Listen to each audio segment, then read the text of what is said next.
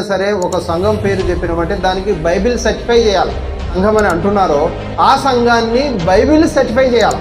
Bible certify చేయాలంటే దాని అర్థం ఏంది? బైబిల్లో ఉండాలా ఆ సంఘం. సంఘము అనేది ఏ సంఘం ఉంది బైబిల్లో? నీకు ఏదైనా కనపడుతుందా? ఇప్పుడు మనం చదువుకున్న అన్నిట్లలో కూడా ఏ పేరైనా కనపడదా? క్రీస్తు తప్ప.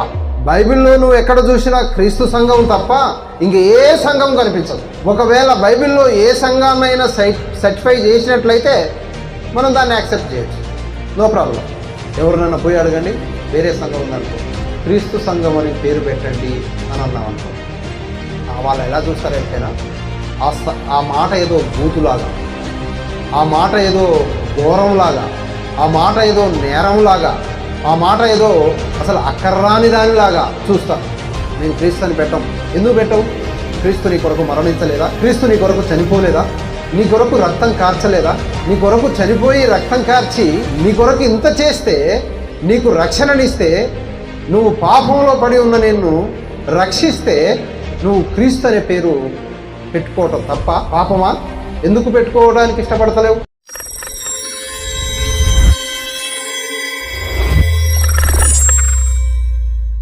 తెలియజేస్తూ ఉన్నాను. ప్రత్యేకంగా సభాధ్యక్షత వహిస్తున్న ఆదిమల్ల శ్యామ్ సుందర్ గారికి కూడా నా ప్రత్యేకమైన వందనాలు. ఈ యొక్క కార్యక్రమానికి విచ్చేసిన సేవకులు మాచర్ల దానియేలు గారు, అదేవిధంగా యోహాను గారు కురుమర్తి నుంచి వచ్చారు, మరి జలంధర్ గారు, మిగతా అందరికి కూడా నా హృదయపూర్వక వందనాలు తెలియజేస్తూ ఉన్నాను. ఈ యొక్క మంచి విషయాలు ఇంతసేపు ప్రదీప్ కుమారు చాలా చక్కగా మనకు కొన్ని విషయాలు నేర్పాడు. ఫిలిప్పీ పత్రిక గురించి నేర్పాడు. ఆ ఫిలిప్పీ పత్రికకు సమయం ఉంటే ఇంకెక్కువ చెప్పేవాడు, కానీ చెప్పగలిగిన దానికంటే ఎక్కువనే చెప్పిండు. అయితే ఫిలిప్పీ పత్రిక అనేది చాలా ఆనందంతో కూడిన పత్రిక. పౌలుకు ఆ పత్రిక రాసేటప్పుడు చాలా ఆనందం వేసి ఆయన రాశాడు. అందుకని అందులో అంటాడు, ఆనందించుడి, మరలా చెప్పుదును ఆనందించుడి. అంటే ఆయనకు ఆ ఫిలిప్పీలో ఉన్న సంఘం, ఫిలిప్పీలో ఉన్న క్రీస్తు సంఘం, ఫిలిప్పీలో ఉన్న క్రీస్తు సంఘం ఏదైతుందో ఆ సంఘం వారు యొక్క క్రియలు, వారి యొక్క అనురాగము, వారి యొక్క ప్రేమ, వారి యొక్క మంచితనము, వారి యొక్క ఏమంటారు ఆతిథ్యం ఇచ్చే విషయంలో వారికి ఉన్న శ్రద్ధను బట్టి ఆయన ఎక్కువ ఆనందించి ఆ యొక్క పత్రికను చాలా చక్కగా రాయటం జరుగుతూ తన గురించి కూడా కొన్ని విషయాలు చెప్తాడు పౌలు. కాబట్టి నేను దాంట్లోకి వెళ్తే మళ్ళీ ఏరియా అవుతుంది, ఇంకా టైం వేస్ట్ అయింది. సరే, మొత్తానికైతే చక్కటి వాక్యాన్ని బోధించిన ప్రదీప్ కుమార్ను అభినందిస్తూ, ఇంకా అనేక జ్ఞానం సంపాదించుకొని ఇంకా లోతైన మర్మాలు ఇతరులకు చెప్పడానికి తయారు కావాలని నేను కోరుతూ ఉన్నాను. ఈరోజు నా యొక్క సబ్జెక్ట్ ఏంటంటే, what is the true church in the Bible. అంటే బైబిల్లో ఉన్న నిజమైన సంఘము ఏది? ఇది ఈరోజు సబ్జెక్ట్. బైబిల్లో ఉన్న నిజమైన సంఘం ఏది అంటే అబద్ధమైన సంఘం ఏదో ఉందని అర్థం, అంతేనా? బైబిల్లో ఉన్న నిజమైన సంఘము ఏది అంటే ఏదో ఒకటి అబద్ధం అనే సంఘం ఉంది అనేది దాని అర్థం. నిజము అంటే దానికి అపోజిట్ ఏంటిది? అబద్ధం. నిజం అనే మాట వచ్చినప్పుడు దానికి అపోజిట్గా ఒక అబద్ధం అనేది ఉంది. దానిని మనం గుర్తుపట్టగలగాలి. దానిని గుర్తుపట్టగలిగితే ఇది నిజము, అది ఇంకొకటి నిజం కాదు, ఇంకొకటి అబద్ధము, ఇది నిజము అని మనం గుర్తుపడతాం. ఉదాహరణకు సంఘము అనేది ఈ లోకంలో పిలుచుకునే పిలుపు. అది ఒక 10 మంది కూర్చొని వాళ్ళందరూ సంఘంగా కూడుకుంటే, అంటే 10 మంది కూడుకున్నారనుకో, అదొక సంఘము అంటారు. అయితే ఉదాహరణకు మనకు బాగా నోటెడ్గా ఉన్నది ఏంటిది అంటే, ఒక 10 మంది స్త్రీలు కూర్చొని ఒక సమభావన సంఘాన్ని ఏర్పాటు చేసుకుంటారు. దానికి సంఘం అనే పెడతారు, కానీ అది సమభావన స్త్రీలు ఏర్పాటు చేసుకున్న ఒక సంఘంగా మనం దాన్ని గుర్తుపడతాం. ఆ తర్వాత యూత్ పిల్లలందరూ కలిసి, ప్రతి గ్రామంలో యూత్ పిల్లలందరూ కలిసి ఒక సంఘాన్ని ఏర్పాటు చేసుకుంటారు. దానికి ఏం చెప్తారంటే, యూతులు కాబట్టి, అంటే యవనస్తులు కాబట్టి యువజన సంఘము అని పెట్టుకుంటారు. అంతేనా? యువజనం అని పెట్టుకుంటారా, పెద్దల సంఘం అని పెట్టుకుంటారా? యువజన సంఘం అనే పెట్టుకుంటారు, అంటే యూత్ కాబట్టి. ఆ విధంగా అదొక సంఘం అని మనం గుర్తుపట్టవచ్చు. ఆ తర్వాత దళితులు ఉన్నారు. దళితులు కూడా వాళ్ళంతా కలిసి ఒక దగ్గర కూడుకొని మాది దళిత సంఘం అని అంటారు. ఆ తర్వాత ఇంకా కొంతమంది ఏం చేస్తారు, రైతులంతా కలిసి ఒక సంఘంగా ఏర్పడుకొని మాదంతా రైతు సంఘము అని అంటారు. అంతేనా? తర్వాత ఈ మధ్యకాలంలో గవర్నమెంటు పుట్టిన కాంచి వాళ్ళు కూడా కోఆపరేటివ్ సంఘం అని ఏర్పాటు చేశారు. ఆ తర్వాత ఇక బీసీ సంఘాలని, రెడ్డి సంఘాలని, ఎస్సీ సంఘాలని, ఈ విధంగా వాటి పేర్లను బట్టి వారు సంఘాలుగా ఏర్పడి ఉన్నారు.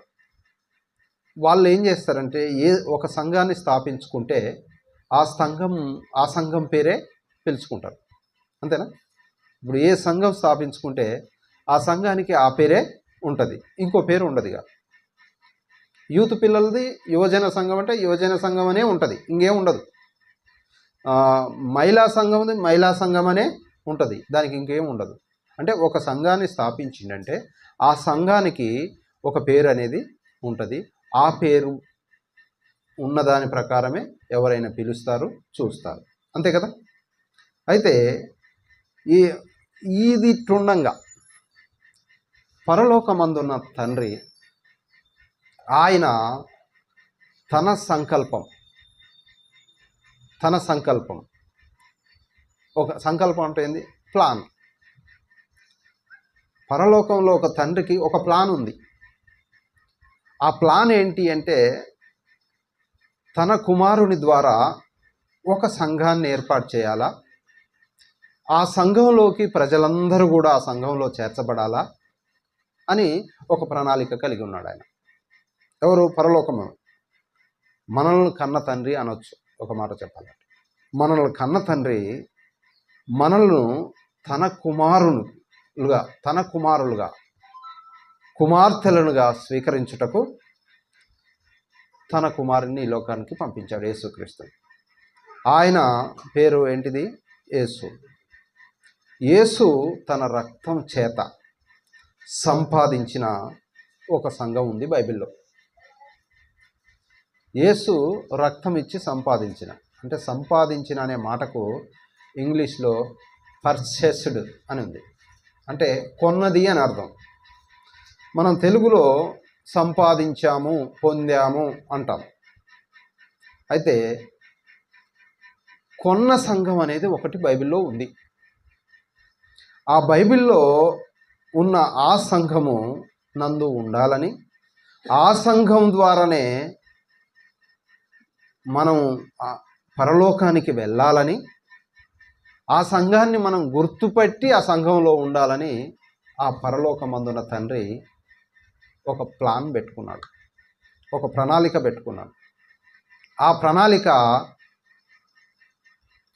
ఆయన పెట్టుకొని ఉంటే మరి దాన్ని గుర్తుపట్టే వాళ్ళు ఎలా గుర్తుపడుతుర్రు, అసలు గుర్తుపట్టలేని స్థితిలో ఉన్నారా అనేది మనం చూడాలి.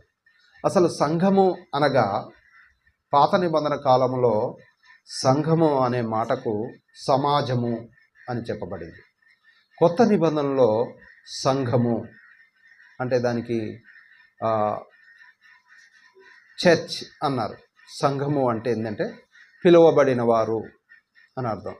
యాడుంటే పిలువబడిన వారు అంటే పాపములో ఉన్న మనలను దేవుడు మనల్ని పిలిచాడు. అంటే పాపములో దాస్యానికి లోనైన మనల్ని యేసుక్రీస్తు తాను ఈ లోకంలోకి వచ్చి తను మరణించి సమాధి చేయబడి తిరిగి లేచి తన రక్తం చేత కడిగాడు కాబట్టి మనము ఆ యొక్క దాంట్లో నుంచి పాపములో నుంచి బయటికి పిలిచిన మనం అందరం కూడా ఆయన రక్తంలో కడగబడి బాప్తిసం పొందిన మనం అందరం కూడా ఒక సంఘంగా కూర్చుంటాము, ఆరాధనలో ఉంటాం. ఆ సంఘాన్నే ఏమంటారంటే పిలువబడిన వారందరినీ కూడా సంఘము అంటారు. దాన్నే గ్రీక్లో ఎక్లేషియా అని కూడా అంటారు. అయితే ఈ యొక్క దేవుడు అంటే మన పరమ తండ్రి, మన కన్న తండ్రి జగత్తు పునాది వేయబడక మునిపే తన మనసులో పెట్టుకున్న ప్లాన్ ఏంటి అంటే, ఒకసారి మనం చూస్తే ఎఫెసీయులకు రాసిన పత్రిక 1వ అధ్యాయము 3 నుంచి మనము చదువుకుందాం. మన ప్రభువైన యేసుక్రీస్తు యొక్క తండ్రియగు దేవుడు స్తుతింపబడునుగాక. ఆయన క్రీస్తునందు పరలోక విషయములలో ఆత్మ సంబంధమైన ప్రతి ఆశీర్వాదమును అనుగ్రహించెను. ఎట్లనగా తన ప్రియుని యందు తాను ఉచితముగా మనకు అనుగ్రహించిన తన కృపా మహిమకు కీర్తి కలుగునట్లు తన చిత్త ప్రకారమైన దయా సంకల్పము చొప్పున యేసుక్రీస్తు ద్వారా తనకు కుమారులనుగా స్వీకరించుటకై మనల్ని ముందుగా తన కోసం నిర్ణయించుకున్నాడు. ఏం చేశాడు? మనము తనకు కుమారులుగా మనల్ని స్వీకరించడం కొరకు ఆయన ఏం చేశాడంటే ముందుగానే నిర్ణయించుకునే ప్లాన్ పెట్టుకున్నాడు. ఆ యొక్క నిర్ణయం అనేది జరిగింది యేసుక్రీస్తు వచ్చిన తర్వాత. అందుకనే జగత్తు పునాది వేయబడక మునిపే తన యొక్క ప్లాన్ ఏదైతుందో, తన ప్రణాళిక ఏదైతుందో, ఆ ప్రణాళిక చేత ఆయన తన కుమారుని ద్వారా ఆయన యొద్దకు కుమారులుగా స్వీకరించడానికి ఒక ప్రణాళిక పెట్టుకొని ఉన్నాడు. అందుకనే ఇంకో విషయం మనం చూసినట్లయితే, మనం ఏదైనా చేయాలంటే అంటే ఏ కార్యక్రమం చేయాలన్నా సంఘము ద్వారానే కార్యక్రమం చేయాలి. ఏది చేయాలన్నా సంఘము ద్వారానే కార్యక్రమం చేయాలి. సంఘము ద్వారా తన జ్ఞానమంతా తెలియబడాలన్నట. సంఘం ద్వారానేగా, ఒక వ్యక్తి ద్వారా కాదు, సంఘం ద్వారానే జ్ఞానమంతా తెలియబడాలి. ఆ సంఘం ద్వారా ఎలా జ్ఞానం తెలియపరచబడుతుంది అంటే 3వ అధ్యాయము, ఎఫెసీయులకు రాసిన పత్రిక 3వ అధ్యాయము 8వ వచనం నుంచి మనం చూసినట్లయితే, అక్కడ దేవుడు మన ప్రభువైన క్రీస్తు యేసునందు చేసిన నిత్య సంకల్పము చొప్పున పరలోకములో ప్రధానులకును అధికారులకును సంఘము ద్వారా తన యొక్క నానా విధమైన జ్ఞానమును ఇప్పుడు తెలియబడవలనని ఉద్దేశించి, అంటే తన యొక్క జ్ఞానమంతా కూడా ఎవరికట? అంటే దేవుడు మన ప్రభువైన క్రీస్తు యేసునందు చేసిన నిత్య సంకల్పం. అంటే ఆ సంకల్పం అనేది ఎప్పటికీ ఉండేది, తాత్కాలికమైంది కాదు, ఎప్పటికీ ఉండబడే ఆ సంకల్పాన్ని ఆయన కలిగి ఉండి పరలోకములో ప్రధానులకు అధికారులకును సంఘము ద్వారా తన యొక్క నానా విధమైన జ్ఞానము తెలియబడాలి. అంటే దేని ద్వారా మనకు తెలియబడాలి? దేవుని యొక్క జ్ఞానం సంఘం ద్వారా తెలియబడాలి. అధికారులకైనా ఇంకా ప్రధానులకైనా ఎవరికైనా సంఘము ద్వారానే జ్ఞానము తెలియపరచబడాలని దేవుడు ఉద్దేశించాడు. అయితే ఈ యొక్క ఉద్దేశాన్ని దేవుడు కలిగి ఉన్నాడు. అయితే ఈ ఉద్దేశం ఏదైతుందో అది తన ప్రణాళిక అనేది నిత్యము ఉండాలనేది ఆయన ఆశ. అంటే ఆ ప్రణాళికలో మనం ఉండాలని, మనం బాగుండాలని, తనతో జీవించాలని ఆయన కోరుకున్నాడు అనమాట. అంటే మనం జీవించడం అంటే శరీరపరంగా కాదు, ఆత్మపూర్ణులైన తర్వాత మనం తండ్రితో మనం ఉండాలని ఆయన సంకల్పాన్ని కలిగి ఉన్నాడు. అయితే మనం ఏమనుకుంటున్నామంటే సంఘం అనేది కావాలి. ఆ సంఘం అనేది ఎలా అనేది మనం ఒకసారి చూస్తే, ఆ సంఘం అనేది ఎలా ఉంది అని మనం ఒకసారి చూస్తే, యెషయా ప్రవక్త ఒక ప్రవచనము మనకు చెప్పాడు. ఆ ప్రవచనం అనేది 2వ అధ్యాయము 2వ వచనం. అంత్య దినములలో పర్వతముల పైన యెహోవా మందిర పర్వతము పర్వత శిఖరమున స్థిరపరచబడి కొండల కంటే ఎత్తుగా ఎత్తబడును. ప్రవాహము వచ్చినట్లు సమస్త అన్యజనులు దానిలోకి వచ్చేదారు. అంటే యెషయా ప్రవక్త ముందే తన సంఘంలోకి ఎలా జనాలు వస్తారో ఆ విషయాన్ని ముందే ప్రవచించాడు. క్రీస్తు పూర్వము యెషయా ప్రవక్త జీవించిన కాలంలో ఆయన అంత్య దినములలో అంటే చివరి కాలములలో పర్వతముల పైన యెహోవా మందిర పర్వతపు శిఖరమున స్థిరపరచబడి కొండల కంటే ఎత్తుగా ఎత్తబడును. ప్రవాహము వచ్చినట్లు సమస్త జనులు దానిలోకి వచ్చారు. ఇది జరిగిందా అంటే జరిగింది. ఎప్పుడు జరిగింది? ఈ ప్రవచనం అనేది చెప్పబడిన తర్వాత ఇది ఎప్పుడు జరిగింది అంటే పెంతెకోస్తు పండుగ దినం తర్వాత మొట్టమొదటిసారి పేతురు ప్రసంగము ప్రసంగించినప్పుడు అక్కడున్న ఇశ్రాయేల్ అందరూ కూడా, అన్ని దేశాలందరూ కూడా వారు ఏం చేశారంటే క్రీస్తు యొక్క వాక్యాన్ని విన్నారు.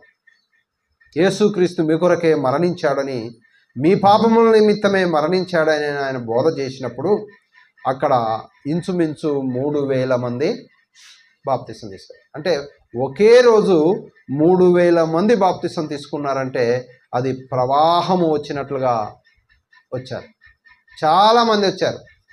యేసుక్రీస్తు యొక్క సువార్త ప్రకటింపబడినప్పుడు వారు విన్నారు. అందుకనే అంటాడు పేతురు, మీరు సిలువ వేసిన ఈ యేసునే దేవుడు ప్రభువుగాను క్రీస్తుగాను నియమించాడు. అంటే మేము సిలువ వేశామా అని తమ హృదయంలో నొచ్చుకొని అందరూ కూడా ప్రవాహంలాగా వచ్చి వారు మారు మనసు పొంది యేసుక్రీస్తు నామంలో బాప్తిసం పొంది ఆ తర్వాత వారు సంఘంగా కూడుకున్నారు. అవునా? అయితే ఈ విషయాన్ని యెషయా ముందే చెప్పాడు. ఇంకా దానియేలు గ్రంథం 2వ అధ్యాయము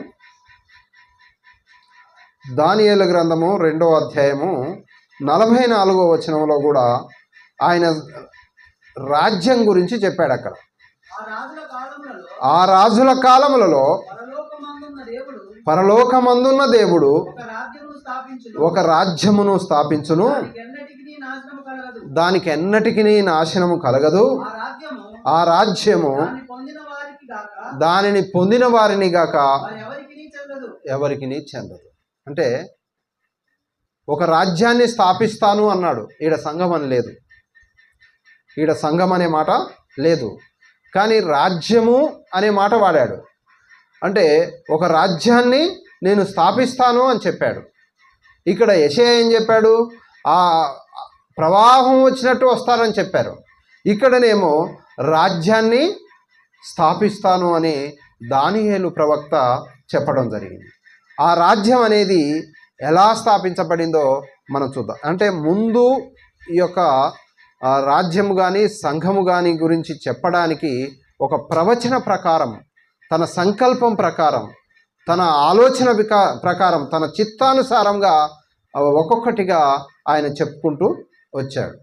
అందుకనే యేసు ప్రభువును బంధించినప్పుడు, అనగా ఆయనను సిలువకు అప్పగించేటప్పుడు పిలాతు ఆయనను అడుగుతాడు. ఏమని అడుగుతాడంటే, నువ్వు యూదులకు రాజువా అని అడుగుతాడు. అని నేను రాజునే, నువ్వు అన్నట్టే అంటాడు.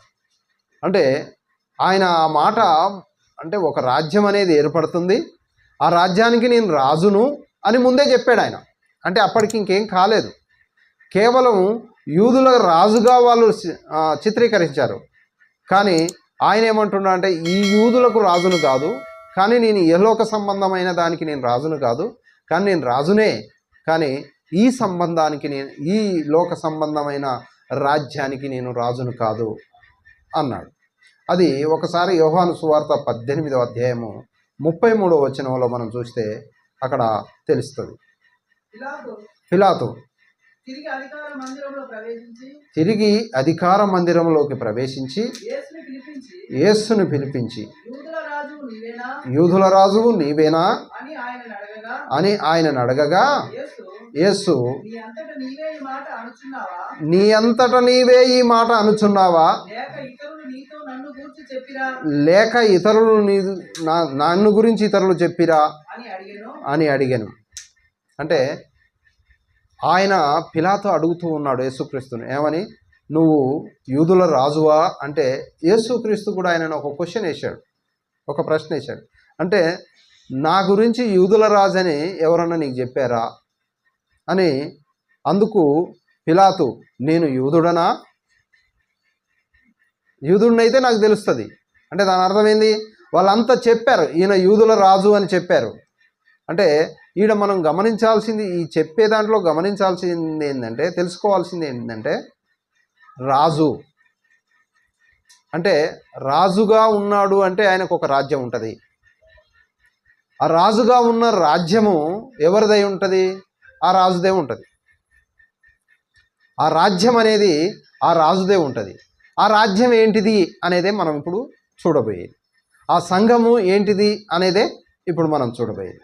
ఇవన్నీ ఎందుకు మనం ఒక్కొక్కటిగా మనం చెప్పుకుంటూ వస్తున్నామంటే, ఆయన ప్రణాళిక, ఆయన చిత్తము, ఆయన యొక్క ఉద్దేశము ఏ విధంగా ఉండాలి, తన కుమారులుగా మనల్ని స్వీకరించడానికి ఈ విధంగా ఉండాలని ప్రవచనానుసారంగా ఈ యొక్క రాజ్యమైన ఈ సంఘమైన ఆయన తీసుకొస్తూ ఉన్నాడు ఒక్కొక్కటిగా. అయితే ఆ యేసుక్రీస్తు తన శిష్యులతో ఏం చెప్పాడంటే, ఒక సంఘాన్ని నేను నిర్మిస్తాను అంటే ఒక సంఘాన్ని నేను కడతాను అని తన శిష్యులతో చెప్పాడు. ఎప్పుడు ఆయన బ్రతికున్న కాలంలో శిష్యులందరినీ ఒక దగ్గర కూర్చోబెట్టి ఆయన నేను ఒక సంఘాన్ని కడతాను అని చెప్పడం జరిగింది. ఆయన ఏదైతే మాట ఇచ్చాడో ఆ మాట ఇచ్చిన ప్రకారము సంఘాన్ని నిర్మిస్తాను అని మాట ఇచ్చాడు. ఆ మాట ఏమని ఇచ్చాడో ఒకసారి మనం చూస్తే మత్తయి సువార్త 16వ అధ్యాయము 18వ వచనం. మరియు నీవు పేతురువు, ఈ బండ మీద నా సంఘమును కట్టుదును, పాతాళలోక ద్వారములు దాని ఎదుట నిలవనేరవని నేను నీతో చెప్పుచున్నాను. అయితే ఇక్కడ మనం తెలుసుకోవాల్సింది ఒకటే, గుర్తుపెట్టుకోండి. పేతురుకు యేసుక్రీస్తుకు సంభాషణ జరుగుతుంది అక్కడ. ఎవరెవరికి? ఇద్దరికి, పేతురుకు యేసుక్రీస్తుకు సంభాషణ జరుగుతుంది. సంభాషణ ఏమని జరుగుతుంది అంటే, నా గురించి ఎవరు ఏమనుకుంటున్నారు, ప్రజలందరూ కూడా ఏమనుకుంటున్నారని యేసుక్రీస్తు ఆయనను అడిగినప్పుడు, ఆయన ఈ పేతురు ఏమన్నాడంటే, నీ గురించి కొందరు ఏలియాని, కొందరు యోహానని, కొందరు ప్రవక్త అని చెప్పుకుంటున్నారు అని చెప్తాడు. అయితే ఇంతకు వాళ్ళు ఏమన్నా అనుకుంటున్నారు కానీ మీరేమనుకుంటున్నారు అని అడిగితే ఏమంటే ఆ పేతురు ఏమన్నాడంటే, నీవు సజీవుడమైన దేవుని కుమారుడవు అని నేను అనుకుంటున్నాను అంటాడు. ఆ తర్వాత వెంటనే అది అయిపోయిన తర్వాత యేసుక్రీస్తు ఏమంటాడంటే, నేను చూడండి 18వ వచనం ఇప్పుడు చూడండి. మరియు నీవు 16వ వచనం చూద్దాం ఫస్ట్. అందుకు సీమోను పేతురు, నీవు సజీవుడవ దేవుని కుమారుడైన క్రీస్తు అని చెప్పాను. క్రీస్తు అంటే ఏంటి? బండ. నువ్వు జీవించే బండవు అన్నాడు అనమాట. ఎవరు అన్నది? పేతురు అన్నాడు. నేను ఏం తెలుసుకున్నానంటే, నీవు సజీవుడవగు దేవుని కుమారుడవైన క్రీస్తు అంటే బండవు, జీవించే బండవు అన్నాడు. అంటే ఈయన బండ అన్నాడు కదా. వెంటనే యేసు ఏమన్నాడు? మరియు నీవు పేతురు. పేతురు అనే మాటకు కింద పుట్నోట్లో ఏముంటుందో చూడండి, రాయి అని ఉంది, అంతేనా? ఈయన ఏమన్నాడు? నువ్వు బండవు, జీవించే బండవు అన్నాడు. ఈ పేతురుని ఏమన్నావాడు? నువ్వు రాయివి అన్నాడు. రాయి అంటే ఏంటిది? చిన్నది, అంటే ఎవరైనా పగలగొట్టవచ్చు, ఎవరైనా ఎత్తుకెళ్ళొచ్చు, ఎవరైనా దాన్ని ఏదైనా చేయొచ్చు. కాబట్టి నువ్వు రాయివి అని ఆయన సంబోధన చూడండి బాగా. మరియు నీవు పేతురువు, ఈ బండ మీద నా సంఘమును కట్టుదును. ఈ బండ అంటే ఇప్పుడు ఇద్దరు ఎదురెదురు మాట్లాడుకుంటున్నప్పుడు, మాట్లాడుతూ ఉన్నప్పుడు నువ్వు రాయివి, నేను బండను, ఈ బండ మీద నా సంఘమును కట్టుదును. నా సంఘము అన్నాడు. నా అంటే ఎవరు? క్రీస్తు. నా అంటే క్రీస్తు, ఇంకొకరి పేరు ఉండదాడ. నా అనే మాట క్రీస్తుకు వర్తించేదే. అంటే ఆయన ఏమన్నాడు? క్రీస్తు సంఘాన్ని కడతా అని ఆయన మాట ఇచ్చాడు. నా అనేది క్రీస్తేగా. నా అనే కాడ క్రీస్తు అని మనం చదువుకోవచ్చు. నా అనే మాట, నా సంఘాన్ని నేను కడతాను. ఆ సంఘము ఆ సంఘానికి పాతాళలోక ద్వారాలు నిలవనేరు. పాతాళలోక ద్వారాలు ఎందుకు నిలవలేరు? పాతాళలోక ద్వారాలు ఎందుకు నిలవలేరు అంటే, పాతాళలోకంలో అంటే ఏంటిది? ఎక్కడుంది అది? భూమి కింది భాగంలో ఉంది. మృతులు ఉండు చోటు అది. ఈ పాతాళలోకం అనేది మృతులుండు చోటు. అంటే ఒక్కసారి పాతాళం లోకానికి లోపలికి వెళ్ళిన తర్వాత చనిపోయిన వ్యక్తి మరలా బయటికి రావాలంటే దేవుడి పర్మిషన్ ఉండాలి. బయటికి రావడానికి వీల్లేదు. కానీ నేను సంఘం కడితే నా సంఘంలో ఉన్న ఎవరైతే ఉంటారో వారందరూ నీ పాతాళ ద్వారాలు ఆపలేవు. ఎందుకంటే అందుకని నా సంఘమును కట్టుదును, పాతాళలోక ద్వారములు దాని ఎదుట నిలవు. దేని ఎదుట? సంఘం ఎదుట. ఏ సంఘం ఎదుట? క్రీస్తు సంఘం ఎదుట. ఏ సంఘం? ఇప్పుడు యువజన సంఘం ఉంది, ఆ సంఘం ఎదుట ఉండదు. మహిళా సంఘం ఉంది, ఆ సంఘం ఎదుట ఉండదు. ఏ సంఘం ఎదుట ఉండాలి? క్రీస్తు సంఘం ఎదుటనే. మరియు నీవు పేతురువు, ఈ బండ మీద నా సంఘమును కట్టుదును, పాతాళలోక ద్వారములు దాని ఎదుట నిలువ నేరవని నీతో చెప్పుచున్నాను. అంటే నా సంఘం అనేది నేను కడతాను. ఆ సంఘంలోకి ఎవరైతే వచ్చారో ప్రవాహంలాగా వచ్చిన ఆ సంఘమునంతా కూడా క్రీస్తు సంఘము అంటారు. ఆ క్రీస్తు సంఘము ఎదుట పాతాళలోక ద్వారాలు నిలవవు. అందుకనే యేసుక్రీస్తు మరణించి పోయాడు. ఎక్కడికి పోయాడు? మృతులుండి చోటుకు పోయాడు. ఆయన చనిపోయినప్పుడు మృతులుండి చోటుకే వెళ్ళాడు. కానీ పాతాళలోక ద్వారాలు ఆయనను ఆపలేకపోయాయి. అంటే మరలా తిరిగి పునరుద్ధానుడయ్యాడు. ఈ పాతాళలోక ద్వారాలు ఆపలేడు కాబట్టి ఆ మాట అన్నది ఏంటంటే, క్రీస్తు సంఘములో ఉండబడిన ప్రతి ఒక్కరు కూడా వారిని పాతాళలోక ద్వారాలు ఆపలేవు. అంటే సంఘములో ఉండి నిత్యము నీతిమంతులుగా ఉన్న అందరూ కూడా క్రీస్తుతో పాటుగా ఆయన న్యాయం పీఠ ఎదుటికి వచ్చేస్తారు. అప్పుడు ఎవరు ఆపలేరు అనమాట. ఆగవు అసలు. ఆ ద్వారాలే ఓపెన్ చేసేస్తాయి. రండి, వెల్కమ్ చెప్పేస్తాయి. కుల్లా ఉంటుంది. అంటే అంత పవర్ ఉందన్నమాట ఆ సంఘానికి, క్రీస్తు సంఘం. నా సంఘానికి ఏ పాతాళలోక ద్వారాలు కూడా ఆపలేవు అని చెప్పి మరల ఏమన్నాడు కింద? పరలోక రాజ్యం యొక్క తాళపు చెవులు నీకు ఇచ్చేదను. పరలోక రాజ్యం తాళపు చేతులు ఎక్కడున్నాయి? ఎంత పెద్దగా ఉంటాయి? అవి చిన్నయా పెద్దయా? మన షట్టర్కే ఇంత పెద్ద పెద్ద తాళ చేతులు ఉంటాయి. లేకపోతే ఇంకా పెద్ద మోతాదు సైజు పెద్ద తాళాలు ఉంటాయి. మరి ఈ తాళాలు, పరలోక రాజ్యాన్ని తాళాలు మన కాడ ఎక్కడ ఉన్నాయి అంటే దాని అర్థం ఏంటంటే పరలోక రాజ్యం యొక్క తాళపు చేతులు ఎక్కడ ఉన్నాయంటే మనం యేసుక్రీస్తు యొక్క సువార్త ప్రకటిస్తాము కదా. నీ కొరకు మరణించాడు, నీ కొరకు సమాధి చేయబడ్డాడు, నీ కొరకు తిరిగి లేపబడ్డాడు కనుక అని చెప్పి మనం సువార్త ప్రకటించినప్పుడు వారు ఏం చేస్తారు? మారు మనసు పొందుతారు, బాప్తిసం పొందుతారు. బాప్తిసం పొందేదే తాళపు చేయి. మనం చెప్పే సువార్త ఏదైతుందో ఆ విని రక్షింపబడినదే తాళపు చెయ్యి. ఆ తాళపు చెయ్యి మనకిచ్చాడు. ప్రతి బోధకుని కాడు ఉంది ఆ తాళపు చెయ్యి. ఆ యొక్క పరలోక రాజ్యం యొక్క తాళపు చేతులు మనకిచ్చాడు. ఆ రాజ్యానికి రాజు ఉన్నాడు. ఆ రాజు ఎవరంటే క్రీస్తు. ఇప్పుడు రాజు ఉన్నప్పుడు ఆ రాజ్యానికి రాజు పేరే పిలవాలి. మనం ఎవరి పేరు పెడితే వాళ్ళ పేరు పిలిస్తేందుకు వీల్లేదు. ఇప్పుడు మోడీ గారి ప్రభుత్వం అంటే మోడీ గారి ప్రభుత్వమే అనాలి. ఏ ప్రభుత్వం ఉంటే ఆ ప్రభుత్వమేనే చెప్పాలి. ఇప్పుడు రేవంత్ రెడ్డి గారి ప్రభుత్వం ఉంది రాష్ట్రంలో, రేవంత్ రెడ్డి గారి ప్రభుత్వమే అనాలి. అంతే తప్ప ఇంకొకరిది అనటానికి వీల్లేదు. అన్న రూల్స్ ఒప్పుకో.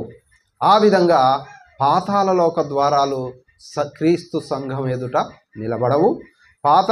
పరలోక రాజ్యానికి తాళపు చెవులు మన దగ్గరే ఉన్నాయి. బోధకులైన వారి దగ్గర ఆ తాళపు చేతులు అనే సువార్త, రక్షణ సువార్తను ప్రకటించినప్పుడు వారందరూ కూడా ఆ యొక్క రాజ్యంలోకి చేర్చబడతారు. చేర్చబడిన ఆ రాజ్యము ఒకనాడు ఎత్తబడుతుంది. ఆ విధంగా ఆయన పేతురుకు ఏం చేశాడంటే నేను నా సంఘాన్ని నేను కడతాను, నిర్మిస్తాను అని వాగ్దానం చేశాడు. అంటే నా సంఘమును కడతాను అంటే నేను క్రీస్తు సంఘాన్ని కడతాను అని అన్నాడు. క్రీస్తు సంఘాన్ని కడతాను అన్నాడా? ఏదైనా సంఘాలని చెప్పాడా? నేను నా మాటలు కాదు, అందులో బైబిల్లో ఉన్న మాట ఏంది? నా సంఘమును కడతాను అన్నాడు. నా అనే వ్యక్తి ఎవరు? క్రీస్తే కదా. అందుకనే అక్కడ నా సంఘమును కట్టుదును అంటే నా అనే మాట ఎవరికి వర్తిస్తుంది అంటే అది క్రీస్తుది. క్రీస్తు సంఘమును నేను కడతాను అని చెప్పాడు. అదే తప్ప ఇంకేది కడతా అని చెప్పలే. అక్కడ చెప్పినట్టుగా మనకు కనపడదు. ఆ విధంగా ఆయన చెప్పాడు. ఆ చెప్పిన సంఘాన్ని ఆయన ఎక్కడ కట్టాడంటే 3000 మంది పేతురు మొదటి ప్రసంగం నాడు 3000 మంది బాప్తిసం తీసుకోవడం ద్వారా మొదటిసారి సంఘంగా ఏర్పడ్డాయి. ఆ సంఘాన్ని అపోస్తుడైన పౌలు ఒక మాట అంటున్నాడు. ఏమంటున్నాడంటే చూద్దాం. అపోస్తుల కార్యములు 20:28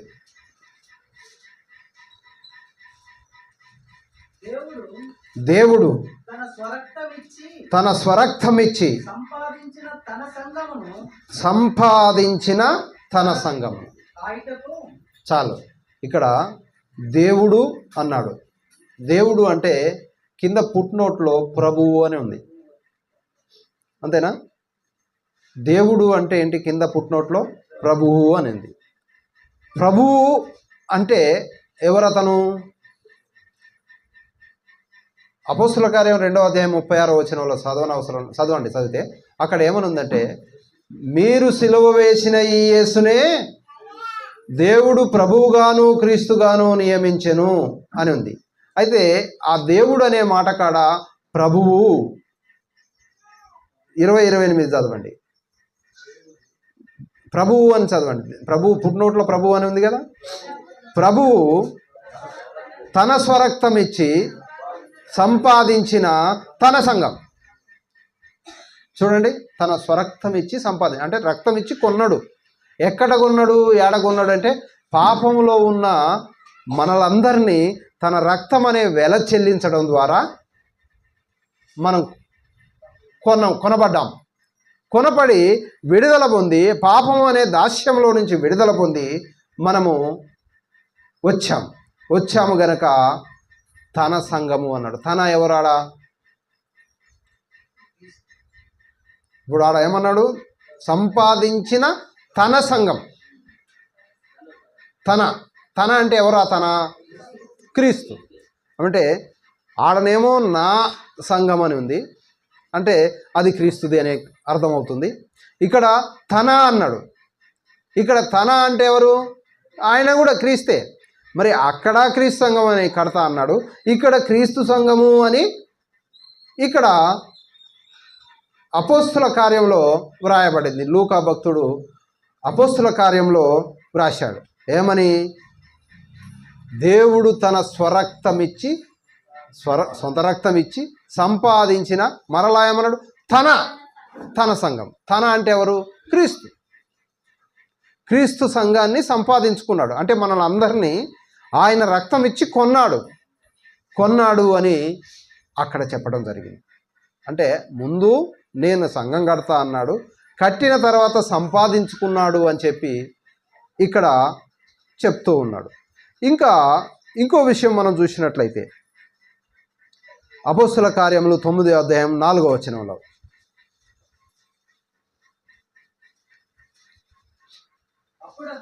అప్పుడు అతడు నేల మీద పడి సౌలా సౌలా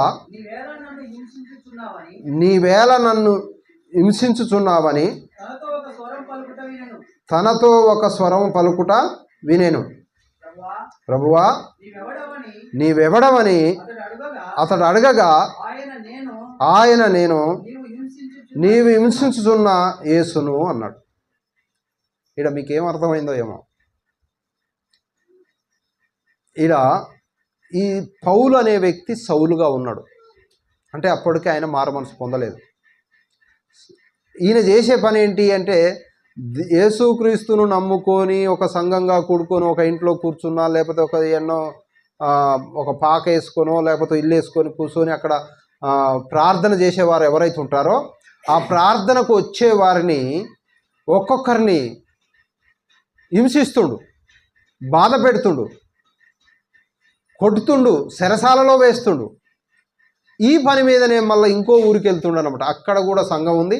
యేసుక్రీస్తు అని పేరు చెప్పేవాడు ఎవడున్నా సరే, ఆ వ్యక్తిని క్రైస్తవుడైన వాడు ఎవడైనా సరే వారిని కొట్టాలా, చంపాలా, తీసుకెళ్ళి జైల్లో పెట్టాలనే ఉద్దేశం కలిగి ఈయన వెళుతున్నప్పుడు 4వ వచనంలో, అప్పుడు అతడు నేల మీద పడి సౌలా సౌలా నీవేళ నన్ను హింసించుచున్నావని తనతో ఒక స్వరం పలుకుట వినెను.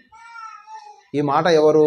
యేసు ప్రభు మాట్లాడుతున్నాడు. ఎవరితోటి మాట్లాడుతున్నాడు? సౌలుతో మాట్లాడుతున్నాడు. యేసు ప్రభు ఎక్కడున్నాడు? ఆయన మరణించి ఆరోహణుడై వెళ్ళిపోయాడు.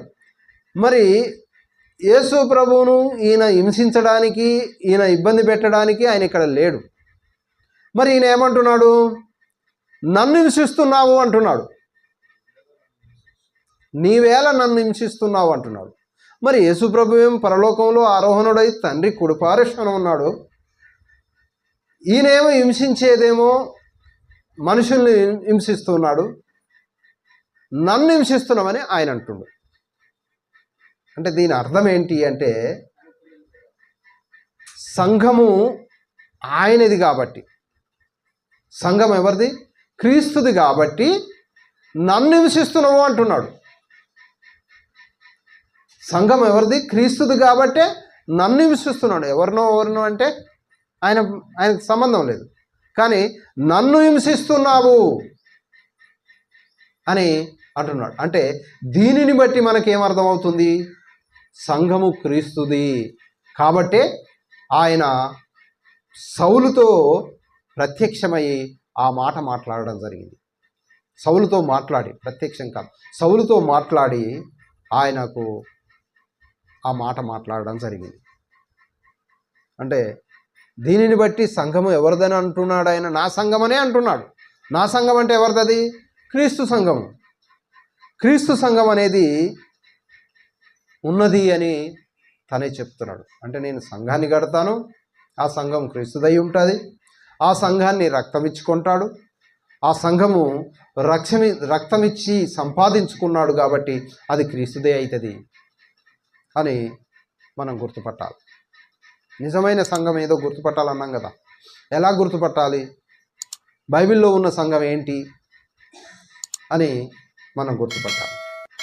ఇంకా తర్వాత సంఘము ఆయన శరీరం.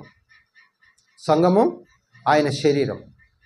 సంఘము ఆయన శరీరం అయితే శిరస్సు క్రీస్తు. శరీరము ఆయన, మనమందరము, శిరస్సు ఆయన. అంటే శరీరము సంఘమైనప్పుడు శిరస్సు ఆయన అన్నప్పుడు ఇప్పుడు శిరస్సు ఎవరు?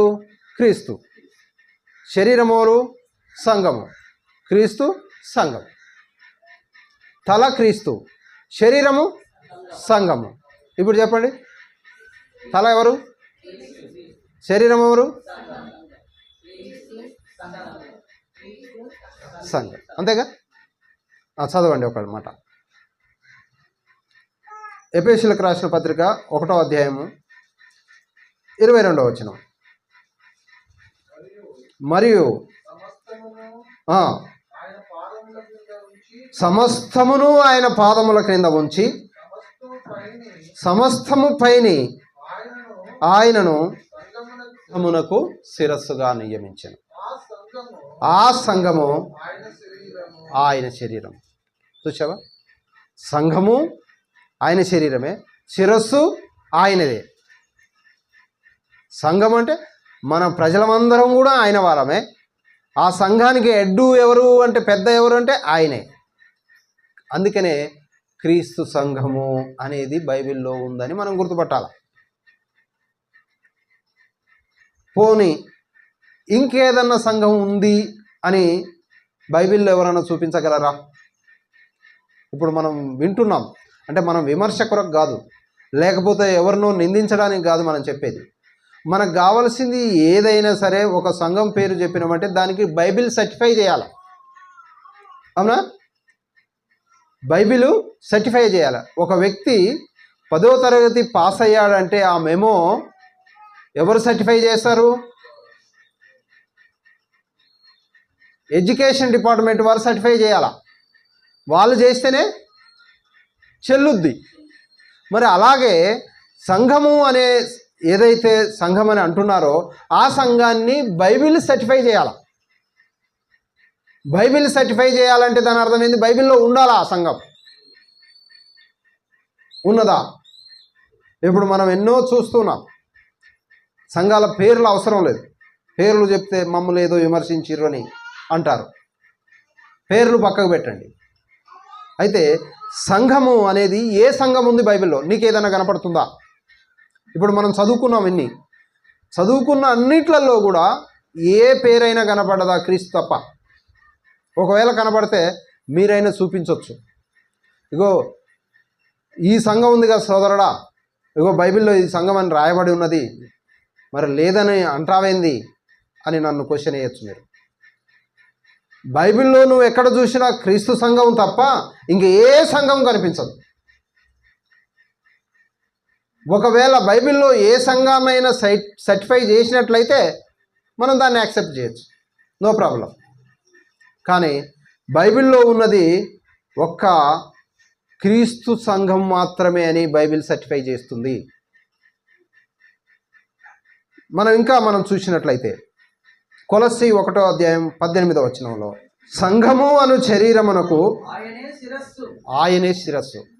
అంటే ఇక్కడ కూడా కొలస్సీ పత్రికలో కూడా ఆయన మరి చెప్పే మాట ఏంటంటే సంఘము అను శరీరమునకు ఆయనే శిరస్సు. మనమందరం ఆయన శరీరం. ఆ శరీరానికి శిరస్సు ఎవరిది? క్రీస్తుది, ఇంకెవరిదో కాదు. మరి ఈ క్రీస్తు తలను బట్టి క్రీస్తు సంఘం అని గుర్తుపడతాం. అయితే సాతానుడు ఏం చేస్తున్నాడంటే, సాతానుడు చేసే పని ఏంటంటే క్రీస్తుది తల లేకుండా చేస్తున్నాడు. క్రీస్తుది తల లేకుండా చేస్తున్నాడు. తల లేకుండా ఎలా చేస్తున్నాడు అంటే ఆ సంఘానికి క్రీస్తు పేరు లేకుండా చేసేస్తుంది. మరి ఎందుకు వానికి అంత కచ్చ సాతానుడికి? క్రీస్తు సంఘం పేరు ఎందుకు లేకుండా చేయాలని చూస్తున్నాడు అని మనం చూస్తే ఆదికాండం 3వ అధ్యాయం 15వ వచనంలో,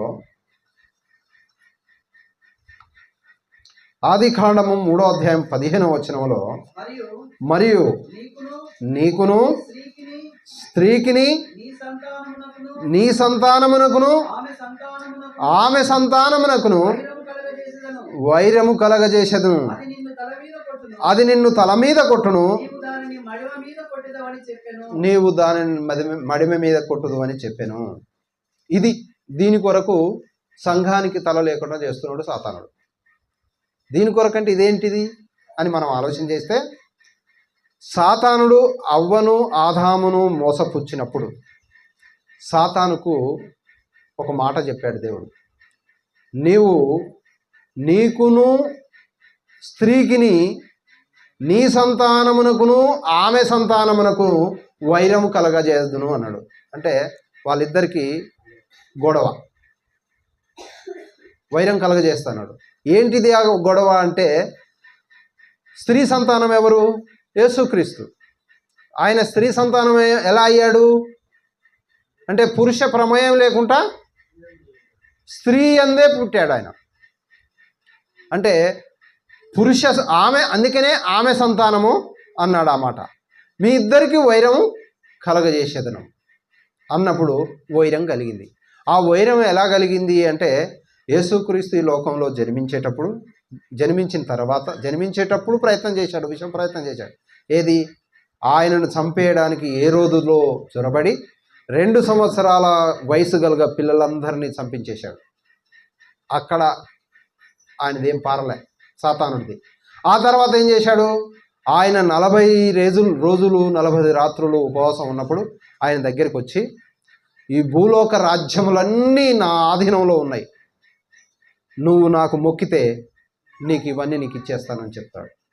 అంటే ఆయన ఏది చెప్పినా సరే, యేసుక్రీస్తు ఆయన దేవుని యొక్క వాక్యంతో సమాధానం చెప్పాడు. సాతానా వెళ్ళిపో అన్నాడు. అక్కడ ఓడిపోయాడు. యేసుక్రీస్తును చనిపోయిన తర్వాత పాతాళ లోకానికి వెళ్ళిపోయాడు కదా. ఇక మరలా లేవకుండా ఆ సమాధి చుట్టూ సైనికులను పెట్టి కూర్చున్నాడు. మరలా లేవకుండా అక్కడ ఫెయిల్ అయ్యాడు. తిరిగి లేచాడు. తిరిగి లేచేదంతా కూడా ఈ సాతానుడు ఆయన మడిమ మీద కొట్టినంత పని అయింది.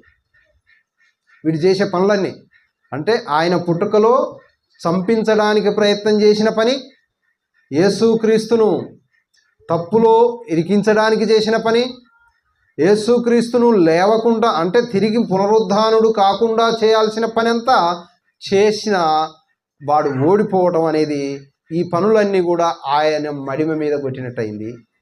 నీవు దానిని మడిమ మీద కొట్టు అని, అది నిన్ను తల మీద కొట్టును, నీవు దానిని మడిమ మీద కొట్టుదు అని చెప్పింది. అంటే ఎప్పుడైతే యేసుక్రీస్తు తిరిగి లేచాడో, యేసుక్రీస్తు తిరిగి లేవగానే ఏమైంది? అక్కడ సాతానుని అధికారం పోయింది. సాతానుని అధికారం పోయిందంటే తల, అధికారం దేనికి గుర్తు? తల. ఈ తల అనేది లేకుండా అయిపోయింది సాతానుడికి. అధికారం కోల్పోయాడు కాబట్టి, ఈ నాకు తల లేకుండా చేస్తావా అంటే, నాకు అధికారాన్ని లేకుండా చేస్తావా అని చెప్పి ఆ సాతానుడు ఏం చేశాడంటే, క్రీస్తుకు నీకు తల లేకుండా ఉంటుంది చూడని చెప్పి సంఘానికి క్రీస్తు పేరు పెట్టడానికి ఇష్టపడని ప్రజానికాన్ని తయారు చేశాడు. సంఘానికి వీని తల చితకబొడిస్తే ఈయన అధికారం అంతా పోగొట్టిండు కదా. అధికారం అనేది తలకు గుర్తు.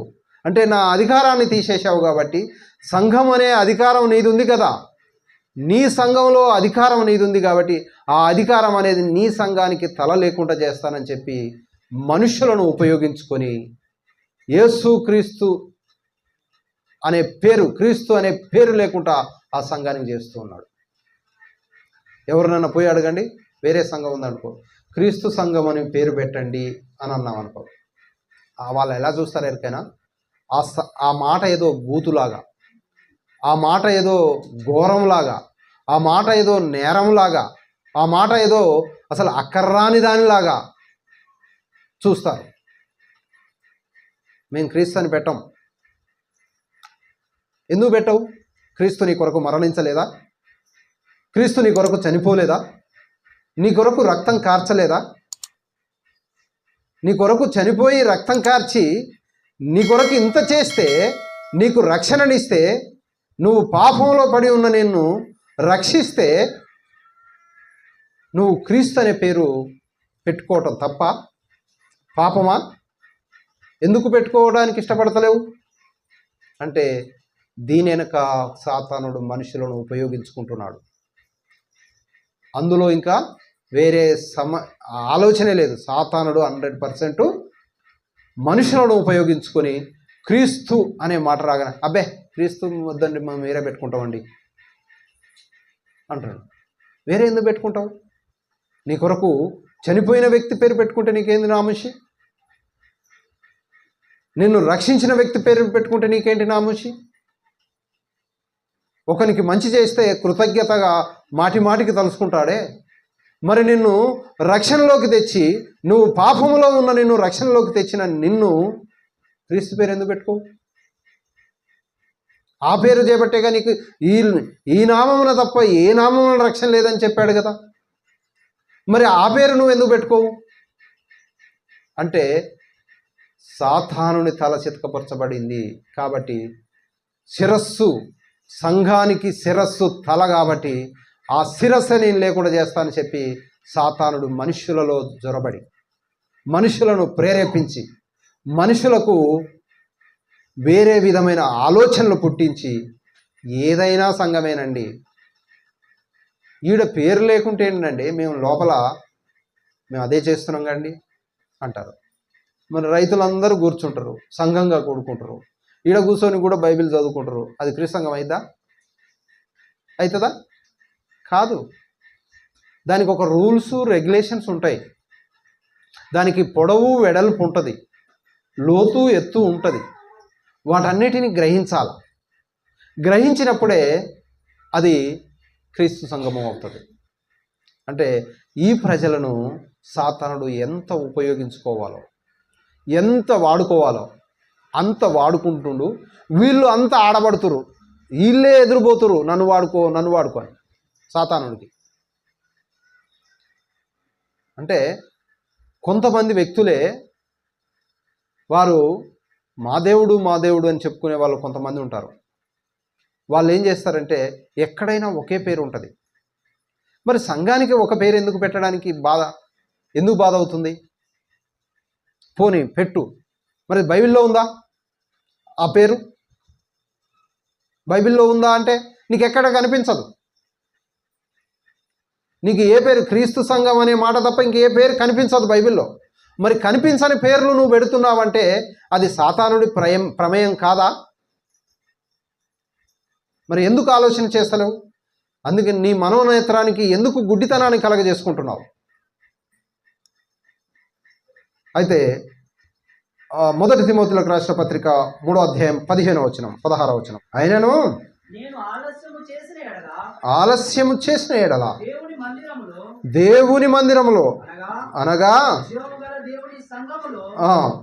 జీవము గల దేవుని సంఘములో జనులు ఎలాగూ ప్రవర్తింపవలెనో అది నీకు తెలియవలనని ఈ సంగతులను నీకు వ్రాయిచున్నాను. ఆ సంఘము సత్యమునకు స్తంభమును ఆధారమునై ఉన్నది. ఆ సంఘము సత్యమే.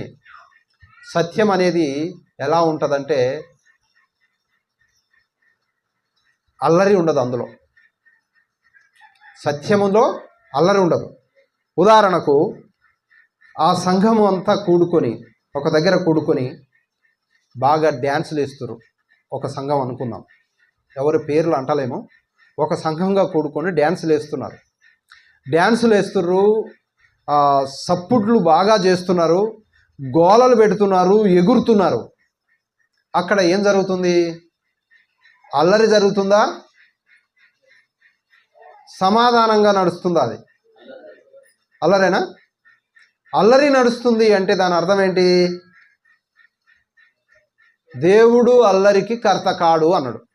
అంటే అల్లరికిని ఒప్పుకోడు అని దాని అర్థం. దేవుడు అల్లరికి కర్త కాడు, అల్లరిని ఒప్పుకోడు. అల్లరిని ఒప్పుకోడు అంటే వీళ్ళు అల్లరే చేస్తుర్రు, అందులో ఒకటే మొత్తుకుంటుర్రు, ఎగురుతుర్రు, డ్యాన్సులు వేస్తుర్రు, సౌండ్లు చేస్తుర్రు. ఆ సప్పుడుకు ఒక్కొక్కరు కొంతమంది గుండెలు ఆగిపోయేంత డీజే సౌండ్లు పెట్టి సప్పుడు చేస్తురా. చేస్తున్నప్పుడు దేవుడు ఏమంటున్నాడు? అల్లరికి కర్త కాడు. మరి అల్లరికి కర్త కాడు అన్నప్పుడు మరి అది ఏ సంఘం అనుకోవాలా మనం దాన్ని? అల్లరి చేస్తురంటే దేవుని సంఘం కాదన్నట్టేగా. అంటే అది క్రీస్తు సంఘం కాదు. క్రీస్తు సంఘంలో అల్లర్లు ఉండవు. ఎందుకంటే దేవుడే చెప్పాడు, సంఘంలో అల్లరి అనేది జరగొద్దు అంటాడు. దేవుడు అల్లరికి కర్త కాడు. చదవండి. అలాగే పరిశుద్ధుల సంఘములన్నిటిలో దేవుడు సమాధానమునకే కర్త గాని అల్లరికి కర్త కాడు. అంటే ఈ సప్పుడులు అన్నీ చేస్తే వాళ్ళకి ఏమనిపిస్తుంది? అదే దేవుడు ఎక్కువ ఇష్టపడుతుండు ఈ సప్పుడుని అనుకుంటారు వాళ్ళు. ఈ గోల చేస్తే దేవునికి బాగా ఊటగా మొత్తుకుంటే, గొంతు బాగా అరిస్తే, ఈ సప్పులు చేస్తే కానీ అప్పుడు కానీ ఆ దేవునికి వినపడదని వీళ్ళు అనుకుంటున్నారు. అనుకొని విస్తారమైన సౌండ్ చేస్తూ అల్లరి చేస్తున్నారు. మరి అక్కడ పౌలు ఏమంటున్నాడు? పరిశుద్ధుల సంఘంలో దేవుడు సమాధానమునికే కర్త కానీ అల్లరికి కర్త కాదు. ఒకరు మా సంఘానికి వచ్చారు. వచ్చి ఒక 3 వారాలు వచ్చారు. 3 వారాలు వచ్చి, అన్నయ్య మీ దాంట్లో సప్పుడు లేదు, అంత సప్పగా ఉంది అన్నయ్య అన్నది. అంటే మేము సప్పుళ్ళు చేయము, అంటే మేము అది సమాధానంగా ఉంటుంది, అల్లరల్లరు ఉండదు అనమాట. అన్నయ్య మీ కాడికి 3 వారాలు వచ్చిన చూసినా కానీ సప్పగా ఉంది, అంత ఉద్రేకం అనిపిస్తలేదు. మాకు కొంచెం ఫలానా సంఘంలోకి పోతే మాత్రం సప్పట్లు కొట్టి ఈ సౌండ్ చేస్తుంటే మాకు బాగా ఉద్రేకం వస్తుంది అన్నయ్య, ఈడ లేదన్నయ్య అన్నది. ఎందుకు అనాల్సి వచ్చింది అంటే అది ఎవరికి? దేవునికి ఇష్టమా, ఈమెకి ఇష్టమా? ఈమెకి ఇష్టమైంది. ఉదాహరణకు ఇప్పుడు కొంతమంది పిల్లలు డ్యాన్స్ వేస్తారు పెళ్ళిళ్ళప్పుడు, డీజే సౌండ్. ఆ డీజే సౌండ్ ఉన్నంతసేపు డ్యాన్స్ వేస్తాడు, సౌండ్ బంద్ కాగానే ఆగిపోతాడు, ఒక్క అడుగు కూడా వేయడు. అంటే దాని అర్థం ఏంది? ఈ సప్పుడు అనేది మనిషిని ఉద్రేకపరుస్తుంది. మనిషిని అంటే నీ శరీరాన్ని ఉద్రేకపరుస్తుంది. అంటే నీ సంతోషం కొరకు అది నువ్వు ఎగురుతున్నావు. కానీ దేవుడు అది కోరుకోలే కదా. నేను ఏమన్నాడు? నీ పూర్ణ మనసు, నీ పూర్ణ హృదయము, నీ పూర్ణ ఆత్మతో ఆయన్ని ఆరాధించు. మరి పూర్ణ మనసు, పూర్ణ హృదయం, పూర్ణాత్మ ఏమైనా శరీర అవయవాలా? కావు. శరీర అవయవాలు కావు ఇవి. హృదయము అనేది ఆత్మకు సంబంధించింది. ఆత్మ ఉంది కదా, ఆ ఆత్మకు 3 అవయవాలు ఉన్నాయి. 3 ఏంటి అంటే 1 హృదయము, 2 మనస్సు, 3 ఆత్మ. ఈ 3 కలిస్తేనే ఆత్మ. మరి దేవుడు ఏమన్నాడు? మీరు పూర్ణ మనసుతో, పూర్ణాత్మతో, పూర్ణ హృదయంతో ఆరాధించమన్నాడు. మరి యేసుక్రీస్తు సమరయతి స్త్రీతో ఏమన్నాడు? దేవుడు ఆత్మ గనక నీ ఆత్మ ఏదైతుందో ఆత్మకు ఆత్మ లింకు, నీ ఆత్మతో ఆరాధించమన్నాడు. మరి ఆత్మతో ఆరాధిస్తున్నాం మనం. ఇక్కడ ఆత్మతో ఆరాధిస్తున్నాం కాబట్టి సమాధానంగా ఉంటుంది, గొడవలు ఉండవు, ఏ సప్పుళ్ళు ఉండవు. ఆమెకు పాపం ఏమని చూసిందంటే సప్పిడి ఉంది అన్న, సప్పిడి ఉంది, ఏం లేదు, ఎగరాలే, సప్పట్లు కొట్టాలి. సప్పట్లు కొడితే కానీ మా బిడ్డ కూడా అంటుంది, ఏంది సప్పట్లు లేవు, సప్పులు లేవు, ఏంది అన్నయ్య అని అన్నది. అన్నాక ఇంకొక 3-4 వారాలు రా చూడు, ఆ తర్వాత నీ సప్పుడులో ఉన్న కాడికి పోతావో నీ ఇష్టం అని చెప్పినాక ఇంకొక 4 వారాలు వచ్చింది, మళ్ళీ 4 వారాలు వచ్చింది, మళ్ళా ఇంకొక వారం, 3-4 నెలలు వచ్చింది. అట్లా వచ్చినాక వేరే సంఘానికి పోతే ఆడ కూర్చోబుద్ధి కావట్లేదటగా, ఆ సప్పుడుకు కూర్చోబుద్ధి కావట్లేదట. ఎందుకంటే ఇక్కడ సత్యం అనే వాక్యాన్ని అర్థమైంది ఆమెకు. ఏది నిజంగా దేవునికి ఆరాధన అనేది ఏ విధంగా నడుస్తుంది అనేది అర్థమయ్యి నేను బోను అన్నయ్య నేను ఇక్కడనే ఉంటాను ఇప్పటికి మన దగ్గరికి వస్తున్నారు వాళ్ళు. అంటే సంఘంలో దేవుడు అల్లరికి కర్త కాదు. అల్లరి జరుగుతుంది అంటే అది క్రీస్తు సంఘం కాదు, అంటే ఆ సంఘం క్రీస్తుది కాదు. ఎవరి నుండి మీ సంఘం ఎవరిదయ్యా అన్నారు అనుకో, ఏం చెప్తాం? నేను అడిగితే నాది క్రీస్తుది అంట, అంటే నువ్వు అంటావు మీరందరు క్రీస్తు సంఘంలో ఉన్నారు కాబట్టి మీ సంఘం ఎవరిది అంటే నాది క్రీస్తుది అని మీరు అంటారు. ఇప్పుడు అడిగేవాడు ఏ సంఘం అంటేనేమో మాది ఫలానా సంఘం అని చెప్తాడు. ఎవరిది అని అడిగినప్పుడు ఏం చెప్తాడు? ఆన్సర్ ఉందా? ఇక వాళ్ళు చెప్తే ఎవరిది అన్నప్పుడు అప్పుడు క్రీస్తు పేరు చెప్పడుగా. ఊర్ల పేరులో స్థలాల పేరులో ఏవో పేర్లు ఉంటాయి. ఏ సంఘం అంటేనేమో ఫలాని సంఘం అని చెప్తారు. అదే ఎవరిది సంఘం అన్నప్పుడు అప్పుడు ఆన్సర్ లేవు, నో ఆన్సర్, ఏం చెప్పలేరు. ఎవరిది అన్నప్పుడు ఏం చెప్తారు? మనం ఏమంటాం? మాది క్రీస్తుది, మా కొరకు సంపాదించిండు కాబట్టి, రక్తం ఇచ్చి కొన్నాడు కాబట్టి మా సంఘం క్రీస్తుదయా అంటాం. అన్నప్పుడు ఈ క్రీస్తు ఏమన్నాడు? ఇహలోకమందు నన్ను ఎవడు ఒప్పుకుంటాడో పరలోకమందున్న తండ్రి ఎదుట నేను ఒప్పుకుంటున్నా. ఎవరన్నా మీ సంఘం ఎవరిది అని అంటే మనం ఒప్పుకుంటున్నాం, క్రీస్తుది అని ఒప్పుకుంటున్నాం. మరి ఆయన ఏం ఒప్పుకోవాలి? ఆయన ఒప్పుకోడు, ఆడ కూడా ఒప్పుకోడు. ఆయన అన్నాడుగా, ఈ లోకమందు ఎవడు నన్ను ఒప్పుకొనునో పరలోకమందున్న నా తండ్రి ఎదుట నేను వానిని ఒప్పుకుందు.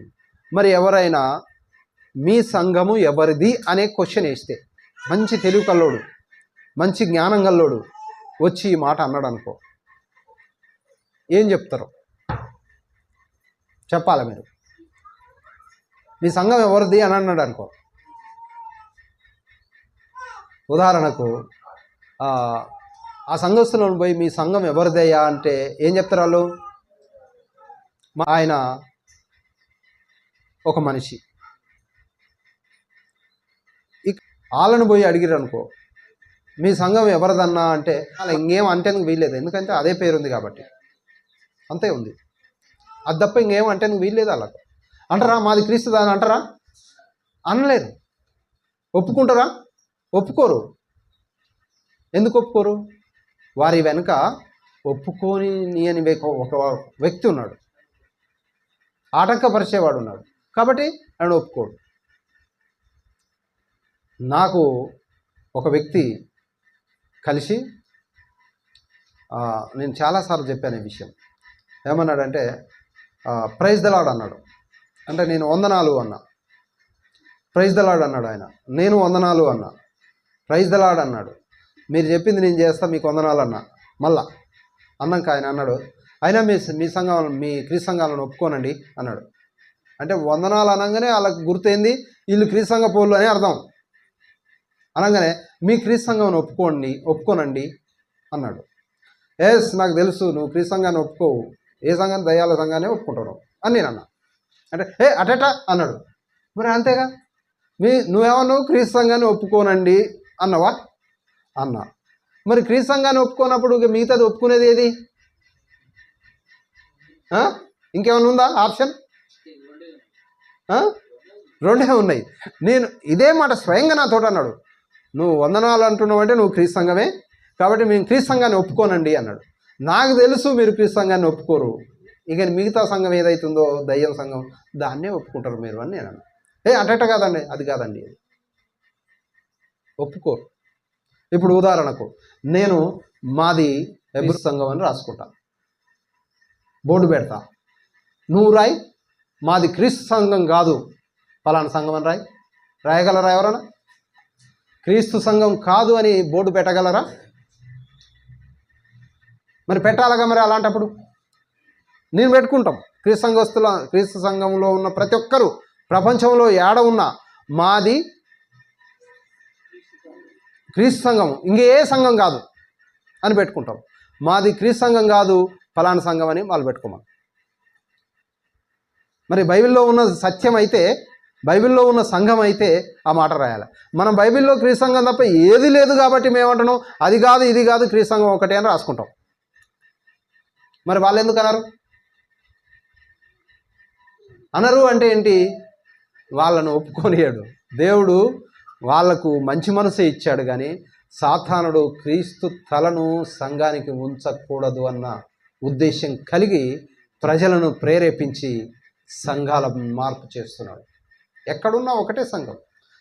క్రీస్తు శకం 600 సంవత్సరాల వరకు వేరే సంఘాలే లేవు.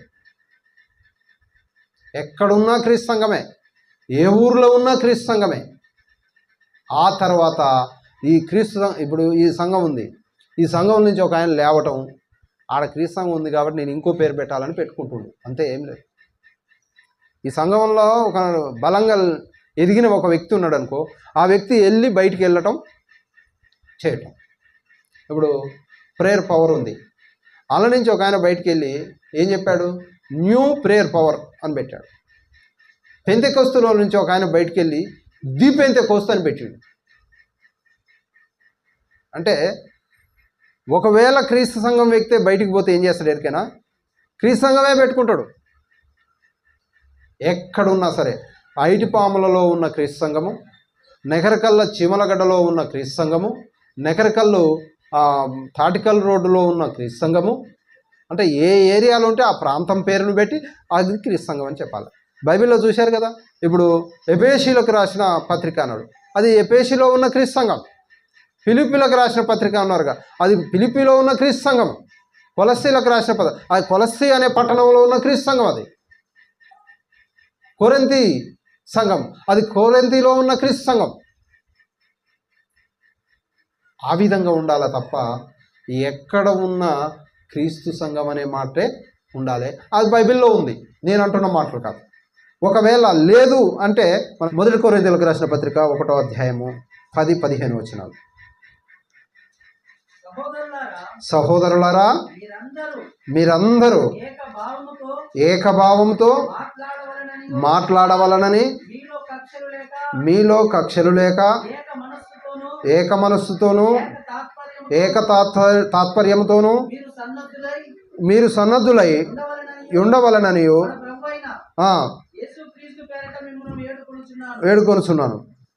11వ వచనంలో, నా సహోదరులారా, మీలో కలహములు కలవని మిమ్మును గూర్చి క్లోయే ఇంటి వారి వలన నాకు తెలియవచ్చెను.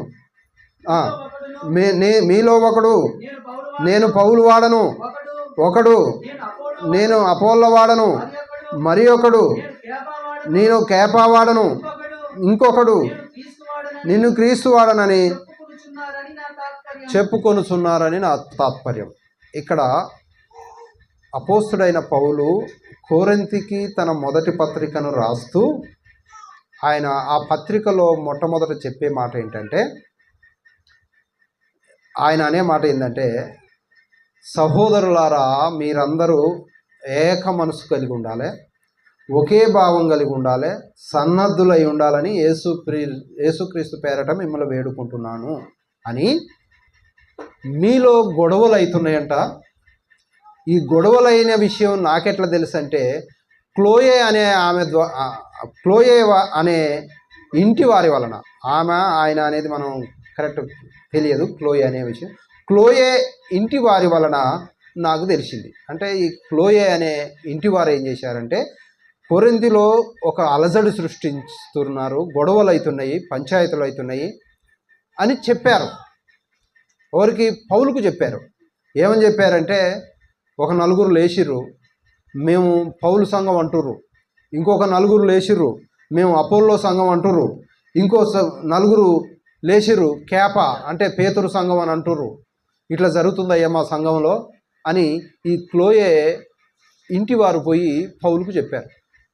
పౌలుకు చెప్పినప్పుడు ఆ పౌలు ఏం చేస్తున్నాడంటే ఉత్తరం రాస్తూ, ఈ ఉత్తరంలో అంటున్న మాటలు ఏంటంటే, నా సహోదరులారా, మీలో కలహములు అంటే పంచాయతీలు ఉన్నవని క్లోయే ఇంటి వారి వల్ల నాకు తెలిసింది. మీలో ఒకడు నేను పౌలు వాడను అంటే మీలో ఒకడు నేను పౌలు సంఘం అనుకుంటుండు, ఇంకొకడు అపోల్లో సంఘం అనుకుంటుండు, ఇంకొకడు నేను కేప అంటే పేతురు సంఘం అనుకుంటుండు, ఇంకొకడు నేను క్రీస్తు సంఘం అని అనుకుంటుండు. అంటురు కానీ 13వ వచనం, క్రీస్తు విభజింపబడి ఉన్నాడా? పౌలు మీ కొరకు సిలువ వేయబడెనా? పౌలు నామమున మీరు బాప్తిసం పొందితిరా? ఈ మాట చూడండి. ఇప్పుడు పౌలు అంటే ఒక గొప్ప వ్యక్తిలాగా మనం చెప్పుకుంటున్నాం. ఇప్పుడు ఆయన అనేక అద్భుతాలు చేశాడు. కానీ పౌలు సంఘం అని చెప్తే ఆయన ఏమంటాడు? నా సంఘం ఎందుకు పెట్టుకుంటారు మీరు? నేనేమన్నా ఆ సంఘానికి రక్తం కార్చానా? నేను సంఘానికి ప్రాణం పెట్టానా? నా సంఘం ఎందుకు పెట్టుకుంటారు మీరు? అపోల్లో ఎవడు? పౌలు ఎవడు? కింద అంటాడు చూడు, పౌలు మీ కొరకు సిలువ వేయబడిన పౌలు నామమున మీరు బాప్తిసం పొందితిరా? నా నామమున మీరు బాప్తిసం పొందితిరని ఎవరైనా చెప్పకుండానట్లు క్రిస్పునకు గాయనకు తప్ప మరి ఎవరికి నేను బాప్తిసం ఇయ్యలేదు. అందుకై దేవునికి కృతజ్ఞతాస్తుతులు చెల్లిస్తున్నాను. 3-4, ఒకడు నేను పౌలు వాడను, మరి ఒకడు నేను అపోల్లో వాడను అని చెప్పునప్పుడు మీరు ప్రకృతి సంబంధమైన మనుషులు కారా? అపోల్లో ఎవడు? పౌలెవడు? పరిచారకులే కదా. ఒక్కొక్కరికి ప్రభువు అనుగ్రహించిన ప్రకారము వారి ద్వారా మీరు విశ్వసిస్తారు. అంటే ఆయన అంటున్నాడు, పౌలు అంటే ఆయననే అనుకుంటాడు. నేను ఎవరిని అసలు? అపోల్లో ఎవడు? కేపా ఎవడు? మీరు ప్రకృతి సంబంధమైన మనుషులం మేము. కానీ సంఘం మనదెట్టయితుంది? సంఘము క్రీస్తుది. ఆయన ప్రాణం పెట్టాడు కాబట్టి ఆయన పేరు పెట్టాలని. అంటే మొదటి శతాబ్దంలోనే, అంటే ఆ మొదటి శతాబ్దంలోనే ఇలాంటి అలజడులు సృష్టిస్తే పౌలు దాన్ని చాలా చక్కగా ఖండించి అలాంటిది కాదు అని చెప్పాడు. అయితే ఇంకో మాట ఏంటంటే, చివరిగా ఇంకో మాట మాట్లాడుకుని ముగించుకుందాం. 2వ కొరింథీయులకు రాసిన పత్రిక 11వ అధ్యాయము 2వ వచనం, దేవాసక్తితో మీ ఎడల ఆసక్తి కలిగి ఉన్నాను. ఎందుకనగా పవిత్రురాలైన కన్యకనుగా ఒక్కడే పురుషునికి అనగా క్రీస్తుకు సమర్పింపవలనని మిమ్మును ప్రదానము చేసితిని గాని. చాలు. ఈయన ఏమంటుడు? దేవాసక్తితో మాట్లాడుతున్నాడట. దేవాసక్తితో మీ ఎడల ఆసక్తి కలిగి ఉన్నాను. ఎందుకనగా పవిత్రురాలైన కన్యకనుగా ఒక్కడే పురుషునికి అనగా క్రీస్తునకు సమర్పింపవలనని మిమ్మును ప్రదానము చేసి తిని. అంటే సంఘము క్రీస్తుకు భార్య అని పోల్చబడ్డది. అంటే మనమందరినీ ప్రదానం చేశాడు. ప్రదానం అంటే ఏంది? పెళ్ళికి ముందు జరిగేదాన్ని ఏమంటారు? ప్రదానం అంటారు. ప్రదానం చేసుకొని ఆయన పోయాడు. మళ్ళొచ్చి పెళ్లి చేసుకోవాలి. ప్రదానం చేసుకున్నప్పుడు ఒక ఆయన, పెళ్ళప్పుడు ఇంకొక ఆయన ఉండనుకో, ఎట్లా ఉంటుంది? ప్రదానం చేసుకునేటప్పుడు ఒక ఆయన కనపడ్డాడు, పెళ్ళప్పుడు ఇంకొక ఆయన కనపడ్డాడు అనుకో, చూస్తే వాళ్ళకి ఎట్లుంటుంది? ఇప్పుడు ఉదాహరణకు మా భార్య ఉంది, నన్ను నీ భర్త ఎవరమ్మా అంటే నా పేరే చెప్పాలి. ఇంకోళ్ళ పేరు చెప్తే నేను ఊకోను. నేనే కదా, ఎవరు ఊకోరు. ఎందుకు? అది ధర్మము, అది ఒక పద్ధతి. అలాగే మన సంఘం అనే ప్రజల్ని ప్రదానం చేసుకుంటూ దేవుడు ఎవరు? క్రీస్తు. క్రీస్తుకు ప్రదానం చేయబడ్డాం మనము. నీ భర్త ఎవరమ్మా అని ఎవరన్నా అడిగిరు అనుకో, ఏం చెప్పాలి మనం? క్రీస్తే అనాలనా? మరి ఇంకేం చెప్తావు? ఇంకేదైనా చెప్పు. ఆయన వచ్చి మళ్ళీ నిన్ను వివాహం చేసుకో. అంటే ప్రదానం చేయబడిన సంఘము తన భర్త ఎవరు అంటే క్రీస్తు పేరే చెప్పాలి. అంటే దీనిని బట్టి అయినా అర్థం కావట్లేదు ఆ జనాలకు. సంఘము క్రీస్తుకు ప్రదానం చేయబడ్డది. ప్రదానం చేయబడిన ఆ కన్యక, ఆ ప్రదానం చేయబడిన ఆ భార్య, సంఘం అనే భార్య ఎవరి పేరు చెప్పాలి? తన భర్త అయిన క్రీస్తు పేరే చెప్పాలి. మరి ఎవరి పేరు చెప్తున్నట్టు అంటే ఏ పేరు చెప్తారు? క్రీస్తు సంఘం కాకుండా ఉండే అన్నీ కూడా మంది వాళ్ళ పేరు చెప్తున్నట్టు దాని అర్థం. మరి దేవునికి ఏమనిపిస్తుంది? ఆయన ఏమంటాడు? ప్రదానం చేసుకున్న దేవుడు నన్ను నువ్వు ఎవరి పాట పాడుతున్నావు అని అంటాడా అన్నాడా? అంటాడు. కాబట్టి ప్రదానం చేయబడిన ఏ వ్యక్తి అవుతున్నాడో ఆ వ్యక్తి పేరే మనం చెప్పాలి. ఆ వ్యక్తే క్రీస్తు, ఆ సంఘమే క్రీస్తుది అని మనం చెప్పాలి. క్రీస్తు సంఘం అనే చెప్పాలి. ఇంకెన్ని పేర్లు ఉన్నాయి అవన్నీ బైబిల్లో లేవు. ఉంటే నేను ఇప్పుడు ఛాలెంజ్ చేస్తున్నా, నేను క్రీస్తు సంఘం తప్ప బైబిల్లో ఇంకే సంఘం ఉన్నా నేను 2 ఎకరాలు రాసిస్తాను. ఇప్పుడు నాకున్న 2 ఎకరాలు. ఎవరైనా ఈ సవాల్కు ముందుకు రండి. యూట్యూబ్లో వస్తుందా? ఇది వస్తే చెప్తున్నా, క్రీస్తు సంఘము తప్ప ఏ సంఘమైన పేరు బైబిల్లో ఉంటే నేను 2 ఎకరాలు అంటే దాదాపు ₹1 కోటి నేను రాసిస్తాను. ఛాలెంజ్కి ఎవరైనా వస్తే ఈ యూట్యూబ్ వినేవాళ్ళు ఎవరైనా సరే ఛాలెంజ్కి రావచ్చు, నేను నిలబడతా.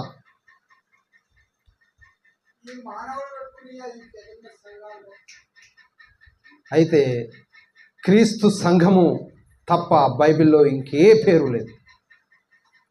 గ్రహించకపోతే సాతానుడు క్రీస్తు తలను తీసేసి చూపిస్తున్నాడు. ఆ తర్వాత పాతాళలో ఒక ద్వారాలు ఆపేస్తాయి. నేను నా సంఘము కట్టుదును దాని ఎదుట, దేని ఎదుట? క్రీస్తు సంఘం ఎదుట నా సంఘమును కట్టుదును దాని ఎదుట. దాని అంటే ఏది? క్రీస్తు సంఘం ఎదుట పాతాళలోక ద్వారాలు. మరి క్రీస్తు సంఘం ఎదుట పాతాళలోక ద్వారాలు నిలవవు, అసలే ఓపెన్ ఉంటాయి.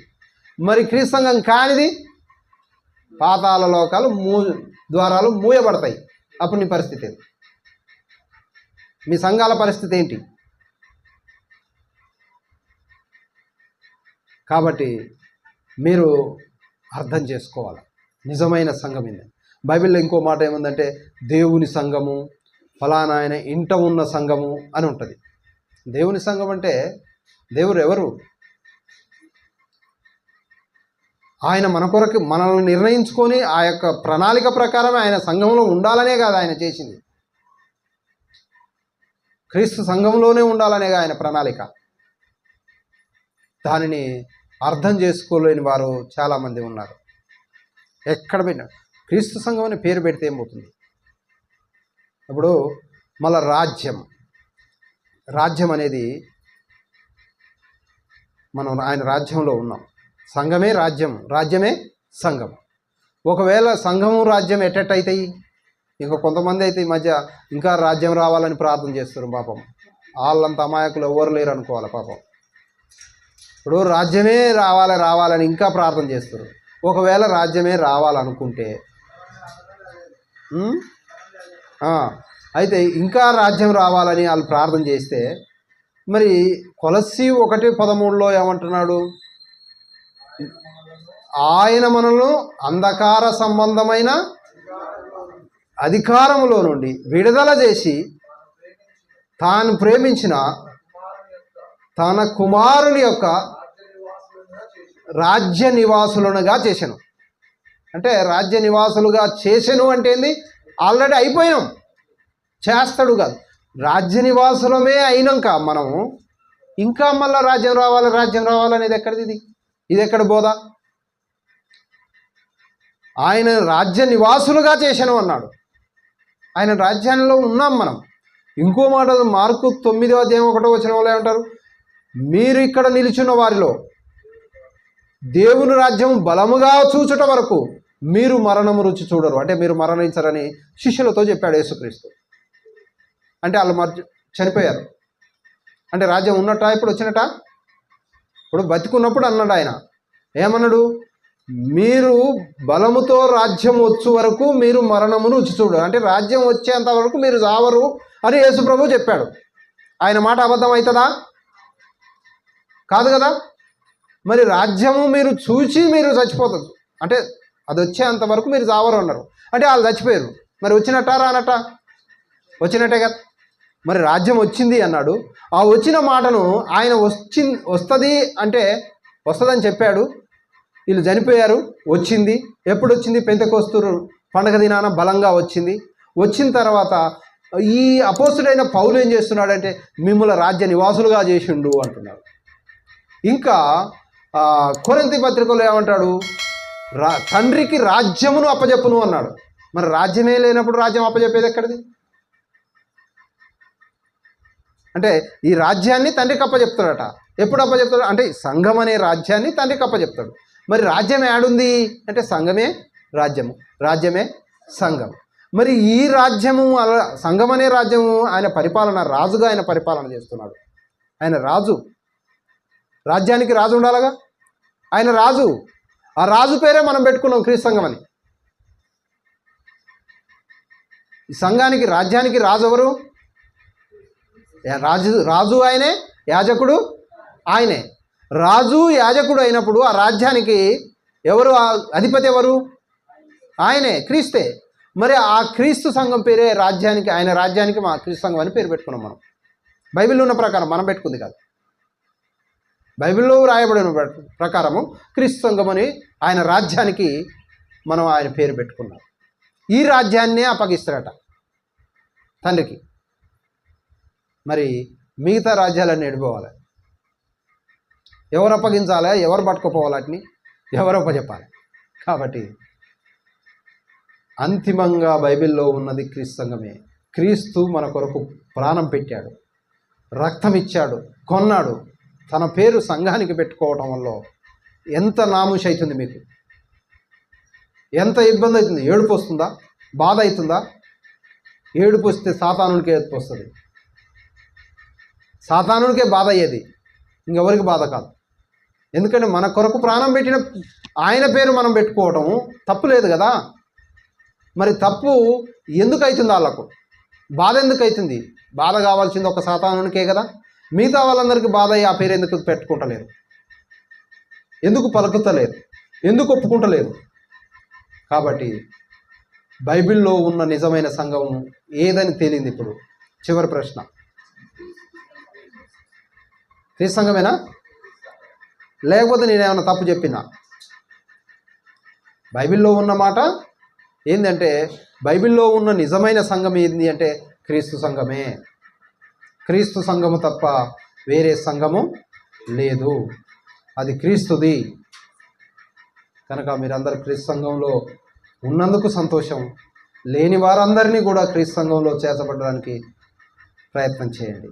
క్రీస్తు సంఘంలో ఉంటేనే రక్షణ, క్రీస్తు సంఘంలో ఉంటేనే పరలోక రాజ్యం. అంతే తప్ప, ఎందుకంటే బైబిల్ అలా చెప్తూ ఉన్నది, బైబిల్లో రాయబడి ఉన్నది ఆ విధంగా. ఇప్పుడు క్రీస్తు సంఘం కానిది ఏదైతుందో అది దేవునికి సంబంధం లేదు. దేవునికి సంబంధం లేని ఆ సంఘంలో నువ్వు ఎంత అరిచినా, గీపెట్టినా, గోల చేసినా, ఎగిరినా, దూకినా ఆయనకు సంబంధం లేదు. క్రీస్తు సంఘంలో ఉంటేనే ఆయనకు సంబంధం. ఆయన శరీరానికి అంటుబట్టుకొని ఉండాలి. ఆ శరీరమే సంఘము, ఆ సంఘానికి శిరస్సు క్రీస్తు. కనుక మీ అందరూ మరి అర్థం చేసుకున్నందుకు మీ అందరికీ వందనాలు తెలియజేస్తూ ఈ నా మాటలు ముగిస్తూ ఉన్నాను.